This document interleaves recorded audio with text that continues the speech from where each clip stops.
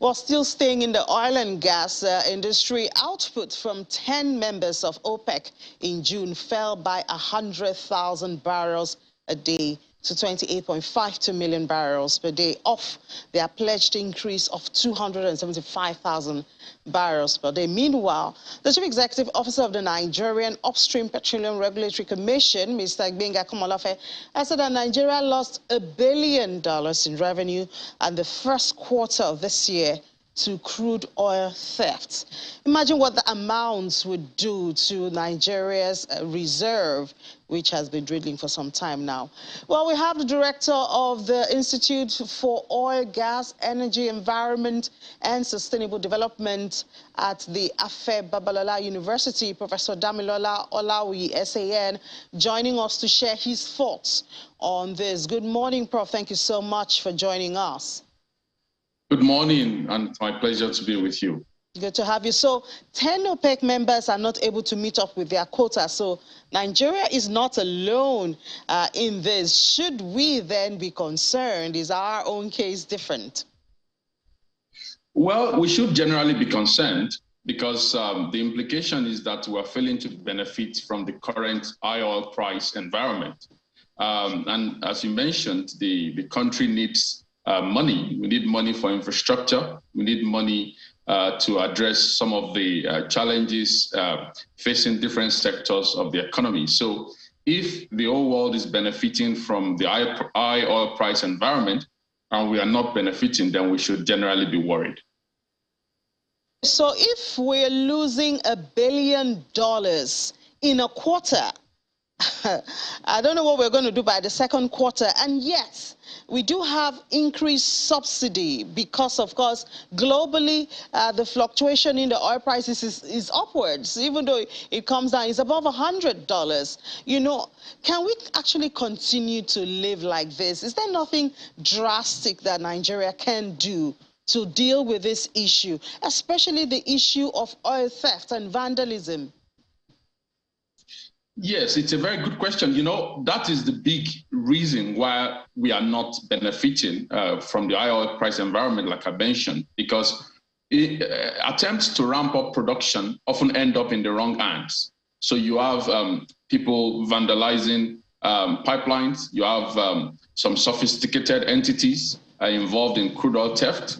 And the end result is that even when we try to ramp up production, it just it does not show in our figures because it's been taken illicitly by like I said, a web of anti-development agents, like I would call them.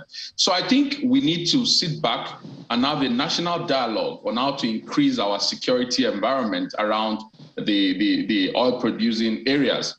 Some have suggested in the past the importance of having surveillance agreements with local communities because they are the ones there, they are the ones on the ground, they are the ones that know where this theft is happening, they are the ones that know what could be done. So in the past, and you've seen that work very well in some countries, whereby they are able to enter into a tripartite arrangement between the government, the security agencies, and the local communities to ensure that there is 24-hour surveillance around oil and gas infrastructure in order to prevent illicit activities that are ongoing.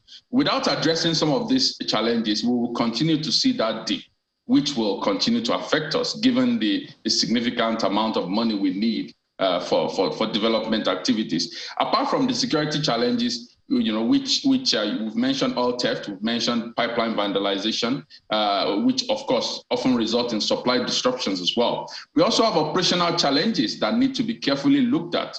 Due to some of these problems we've mentioned, we've seen a rapid increase in divestment from our oil and gas industry, because a lot of stakeholders are worried that even when they produce, it doesn't go to where it should go to. So, all right, Prof. Just before you get to that divestment of assets, we're going to talk about that. But something you said actually supports what a lot of people have been saying when you said that sophisticated entities are involved in this issue of oil theft. Because somebody has noted that oil theft is not the same thing as stealing tomatoes. So it's not something something you just pick up. It has to be someone who has the technical skills, who is an insider or has an insider. Does this suggest that perhaps there is the issue of lack of political will to deal with this problem? Because, I mean, they are not ghosts, and obviously they are not laymen. These are skilled individuals that are involved in these oil thefts. Exactly so, exactly so. And there are a lot of accountability questions that one may ask. If you have security agencies that are responsible for surveillance in that area, and for some reason their officers are unable to, prevent this problem, then one may ask questions related to: are we posting the right people there? Are we providing them the equipment that they need to do their job? Are they trained? Are they capable? Because the truth is that, like you mentioned, you're not talking of stealing, something that could easily be stolen. You're talking of, a national infrastructure which is guarded by security agents, and then at the same time these activities go on. So, like I said, a lot of accountability questions can be asked, and so we need to ask: are we providing our security agents with the right tools? Are we giving them the right training? Do they have the motivation to do what they are asked to do? And if the answer is no, then significant changes should occur to ensure that we prevent what I describe as a monumental disgrace for a country of Nigeria's stature. What would you say should be that significant change? Well, I will be in favor of more training, really. More training more training for our security agents. Number two, providing them the right equipment. And number three, ensuring that our security agents themselves, they have what I call in-house review of what they are doing on the ground. Some of the reports that we get on the ground show that there could be issues of collusion as well. Collusion between, the local communities and even some security agents, as we've been told. So I think these are issues that require accountability review to ensure that, because you can't keep doing the same thing and you expect different results. If we've been having the same problems and nothing is changing, then I think a significant accountability review and overhaul is long overdue. All right, and then you start talking about divestment of assets. We've seen some corporates, oil companies leaving the country, selling off their assets. And what do we attribute this to? Is it unfriendly environment, operating environment, or is there something else?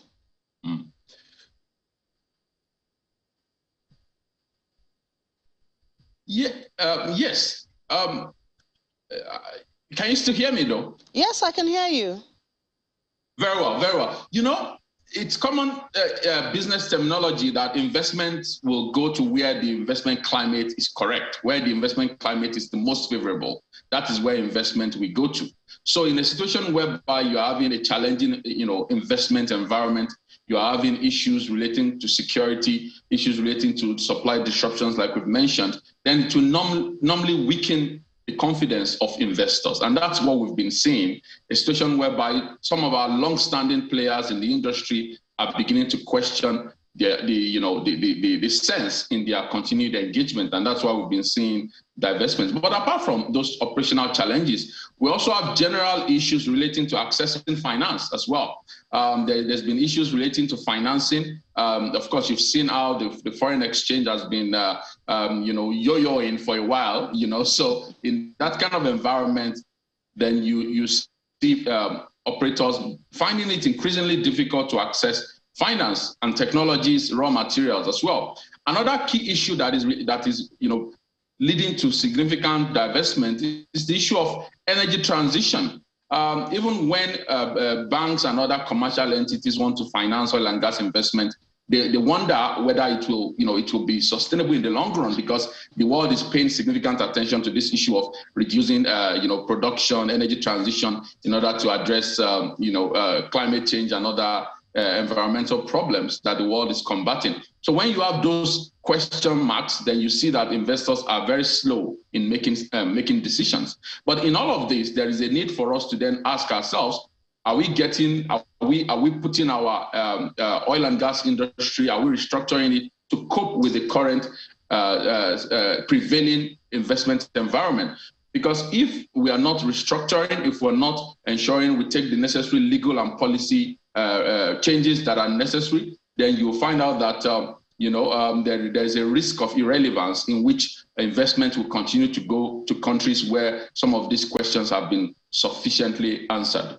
Yeah, I guess that's where the PIA comes in. But just before we get to the PIA, I hope we'll have enough time for that. The summit, the oil and gas summit in Abuja, is looking at increasing local content. So at least if the international companies are leaving, then at least we should have more local players. How productive has that effort been? Well, we've had some good news in the last few weeks in which some marginal field licenses were issued to over 100 indigenous companies. So that shows you that at least the local content effort has been yielding good results.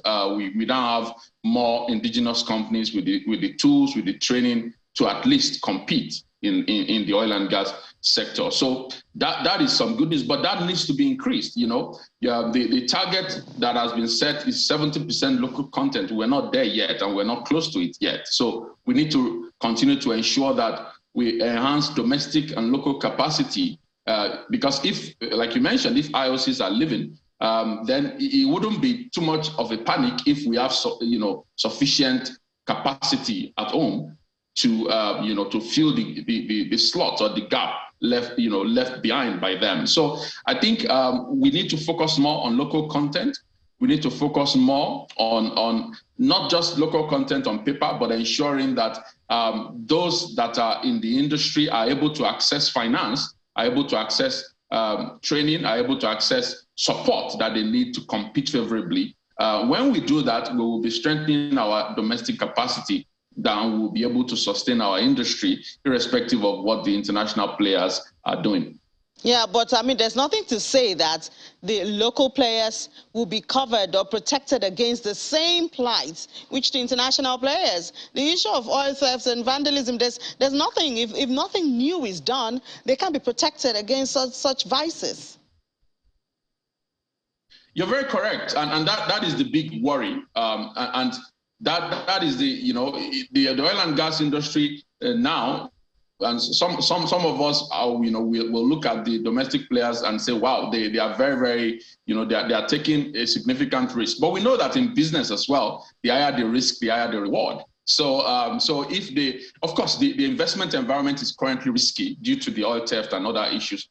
But if they are able to reorganize, and I have been working with some of them, just ensuring that they are able to, manage those risks. Some of those risks we've talked about operational risk, even security risk, pricing risk as well, and transition risk. These are all risks, and the higher the risk, the higher the reward. If you manage the risk very well through significant risk management approaches at the company level, ensuring that for example, when you're on the field, how do you ensure that your activities are protected from security risks? So, for example, maybe entering into security arrangement at that level to ensure that at least your own staff on the ground are covered. So there are a wide range of tools that are available to our domestic players. They know the terrain better, which is an advantage for them. They know the terrain. They've been in the terrain longer than any IOC can understand the local terrain.